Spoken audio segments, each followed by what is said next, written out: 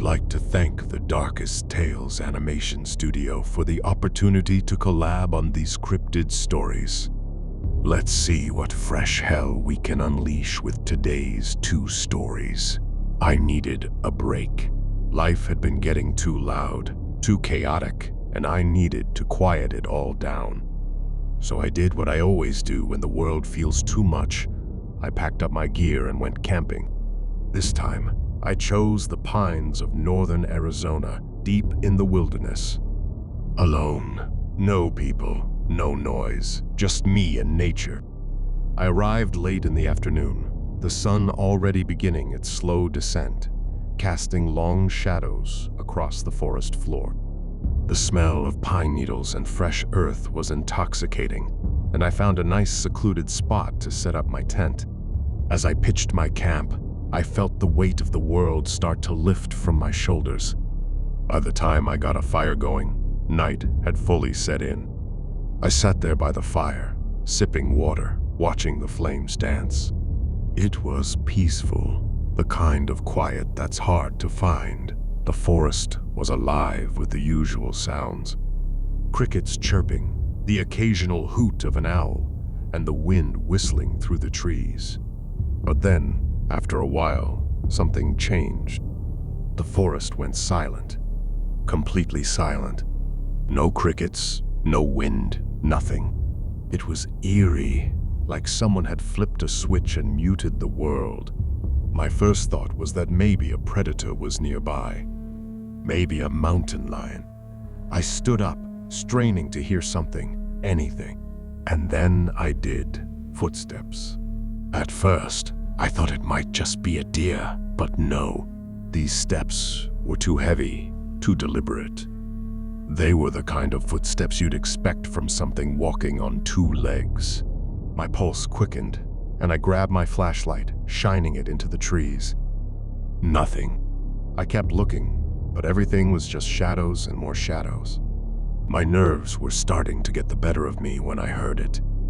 James. My name, but not in a normal way. It sounded off, like someone had recorded my name and played it back at a slower speed, twisting the pitch. I whipped around, pointing my light in every direction, but there was nothing there. "Who's there?" I shouted, my voice shaky. No answer, just more silence. I could feel my heart pounding in my chest. I took a step toward the trees, gripping my flashlight so hard my knuckles went white. "James." The voice came again, closer this time. I was terrified now, every instinct telling me to run, but I forced myself to stay. My flashlight beam caught something, a figure standing between 2 trees, barely visible in the darkness. It was tall, unnaturally tall and hunched over. Its limbs were long and spindly, like it wasn't used to standing upright. I tried to make sense of what I was seeing, but nothing about it was right. "James." The voice came again, and this time it sounded exactly like me. I stumbled back, my mind racing. This thing, whatever it was trying to mimic me. I backed away toward the fire, my flashlight trembling in my hand. The creature stepped forward into the light, and I finally got a good look at it. Its skin was stretched tight over its bones, almost like it had been dead for a long time. Its face was gaunt, eyes sunken deep into its skull, and it had this grotesque smile that didn't belong on any living thing. "James," it rasped again, the voice now a mockery of my own. Panic surged through me, and I turned and ran. I could hear it following me, crashing through the trees, its steps fast and heavy. I didn't stop running, didn't even look back. The only thing on my mind was getting away from that thing, whatever it was. My lungs were burning by the time I reached a ranger station, the faint light from its windows like a beacon in the night. I stumbled inside, slamming the door behind me. My heart was still racing, my body trembling. I never saw the creature again, but I can still hear it sometimes, in my head. My name, repeated in that awful, twisted voice.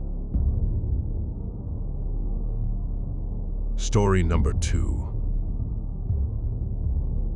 It was supposed to be just another camping trip. Lucas and I had done this a dozen times before, packing up the truck, driving out to some remote spot, and spending a couple of nights under the stars. This time, we picked a dense patch of forest in northern Michigan, miles away from any town or road. Perfect for getting away from everything. The first night was uneventful, just how I liked it. We set up camp, got a fire going, and spent the evening grilling hot dogs and telling stupid stories. The sounds of the forest were a constant hum around us, blending into the background as the fire crackled and popped. By the time we turned in for the night, I was feeling pretty good. But the second night, something felt different. As we sat around the fire, I couldn't shake this weird feeling that we were being watched. At first, I thought it was just my imagination, the kind of paranoia that comes from being in the woods at night. But every time I glanced into the trees, I swore I saw something moving, just out of sight. "I heard something last night," I said, trying to sound casual. "Like footsteps, but not an animal, you know. Something heavier." Lucas laughed, taking a bite of his sandwich. "You've been watching too many horror movies, man." "It's probably just a deer or something." I forced a laugh, trying to shrug it off, but I wasn't convinced. The woods were too quiet, the air too still. Something was wrong, but I didn't want to seem paranoid, so I let it go. Later that night, after the fire had died down and Lucas had gone to sleep, I lay in my tent, staring up at the dark ceiling, listening. I heard it again. Those footsteps. Slow, deliberate, moving just outside the camp. I held my breath, hoping it was nothing, but the steps kept coming, closer and closer. "Lucas," I whispered. No answer. Suddenly, a low growl cut through the silence. Deep, guttural, and way too close. My heart was pounding as I unzipped my tent and crawled out, gripping my flashlight. The beam of light swept over the campsite, but I couldn't see anything. Lucas' tent was still zipped up tight, but I could see his shape moving inside. And then I saw it. A figure, standing at the edge of the clearing, just beyond the light of the fire. At first, I thought it was a person, but as it stepped forward, my stomach dropped. It wasn't human. It was massive, at least 7 feet tall, standing on 2 legs. Its body was shaped like a man, but its head was that of a wolf. A huge, snarling wolf. The thing stared right at me, its eyes glowing faintly in the darkness. It sniffed the air, baring its teeth in a snarl, and took another step toward me. I froze, every muscle in my body screaming at me to run, but I couldn't move. Then, out of nowhere, Lucas burst out of his tent, flashlight in hand. The beam hit the creature square in the face, and it let out this bone-chilling roar, turning its head away from the light. That was all the motivation I needed. "Run!" I shouted, and we bolted into the woods, not stopping to look back. Branches whipped against my face as we ran, our footsteps pounding against the ground. I could still hear the creature's growls behind us, but it wasn't following. Not yet. We didn't stop running until we could no longer hear anything but our own ragged breathing. We didn't sleep that night. We didn't even speak. As soon as the first light of dawn broke through the trees, we packed up and left.